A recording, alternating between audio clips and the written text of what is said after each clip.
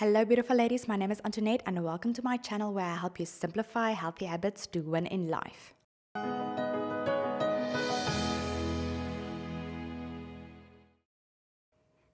Today I'm discussing habits that help me organize my house and keep it clean. Keeping my house tidy is not something I enjoy. It does not come naturally to me. Some of my friends love to clean, but I'm definitely not one of them. However, I love a clean, organized home that looks appealing and simplistic. An organized house makes things easier to find, and coming home to a lovely place is excellent. I firmly believe that your environment fundamentally impacts your mental state. But let's be honest, we don't have hours a day to keep our house organized and clean, especially if you're a working mom.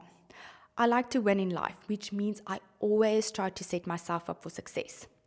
Many people hate tidying up their house because they don't have systems and habits in place, and therefore it becomes this extreme, tedious task for them.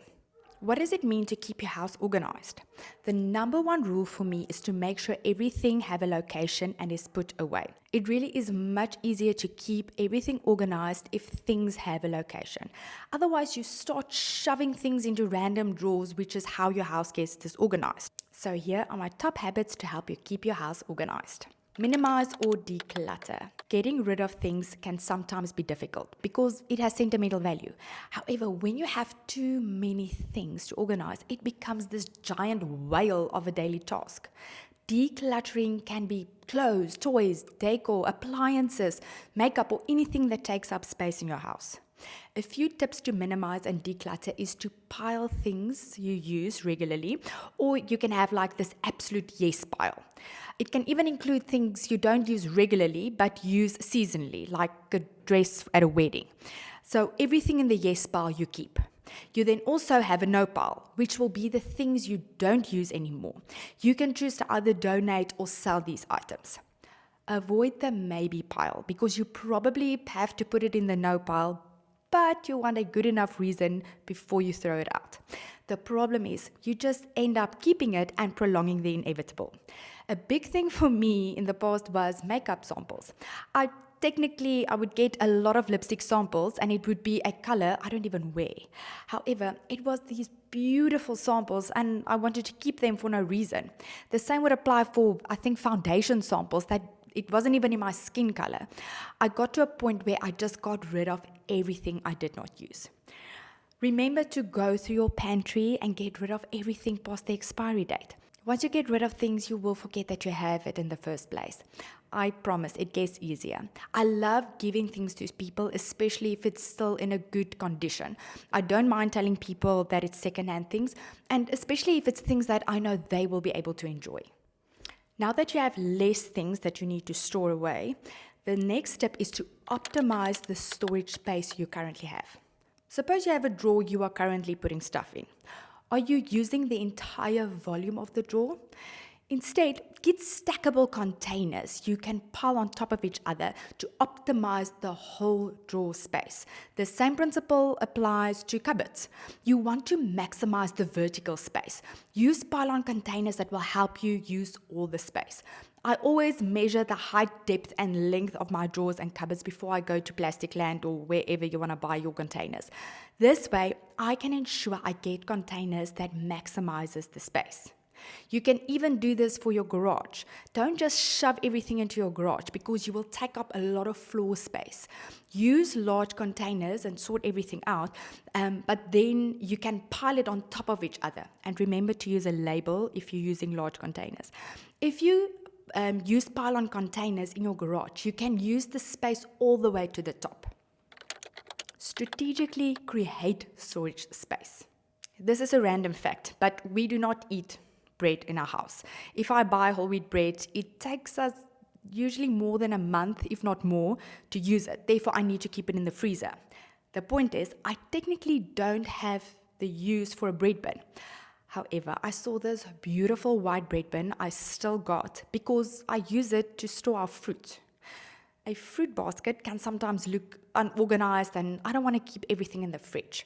You don't have to use a bread bin for your fruit, but the point is you can use different things to create additional storage space. The same goes for the ottoman in our room. It is a beautiful ottoman. However, I purposefully got one that has additional storage space inside. It is not just the ottoman in our room, but also space to keep our socks. You can even use mirrors that have additional storage space. The more things that are packed away, the easier it is to keep things organized. Otherwise, you have a lot of random stuff that is just everywhere. Organize things according to priority. Prioritize everything in your house in the following categories: things you use daily, weekly, and monthly. This is a critical habit and it is absolutely life-changing. Pack things you use often in front and the things you use less at the back. I learned this technique in my second year at university in a subject called logistics. This is how people pack warehouses, which I implement in every space in my house. For example, everything I use in my bathroom daily will be easily reachable. This includes my toothbrush, toothpaste, contact lens container, makeup remover, serums, face creams, and body creams. All these items I use every day. The rest of the things I use every other week. For example, my face mask, tweezers, wax, and face scrubs. I pack them in a container at the back. Therefore, it is effortless to reach everything I use daily. But more importantly, keeping my bathroom organized and looking clean is much easier.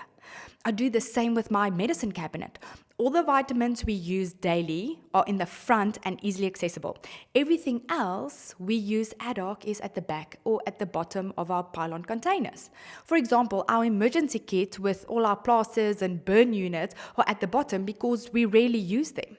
I apply this principle in my office, closet, children's room, literally everywhere in my house. Another thing is, when I buy things in bulk, I store the products like my additional toilet paper and deodorant in an entirely different closet so that it isn't in the way. And this will be the monthly pile.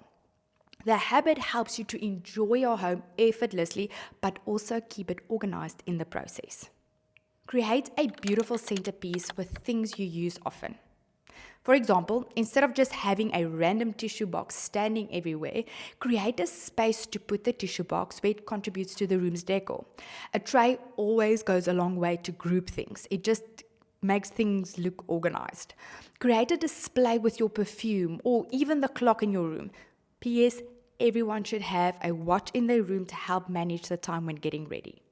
Create a space that is easy to come by but still looks beautiful and organized. This does not mean you must have a dumping site for everything you think you need. Still, keep it simplistic. Create a space where you can store things long term. These are sometimes things like a crib. If you have a child and they are no longer using the crib, but you are still wondering if you want to have a second child or not, before you give everything away, find a space in your house to store it so that it's out of the way. Also, feel free to rent a storage unit if you can afford it. Sometimes you can find spaces that are not very expensive and you can cancel it any day. This technically goes against the minimalist framework. However, there are things that sometimes that's in your life that you don't use right now, but you can't give it away right away. You can assess later if you need to give it away or sell it. The point is, the less things you have, the easier it is to keep your home organized. Set yourself up for success. Keeping your home organized does not have to be a daily struggle. Being organized is a skill you can learn. With simple habits, you will make your life so much easier and enjoyable. I hope you enjoyed today's habits. Remember to hit the subscribe button if you want to simplify healthy habits to win in life. Until next time.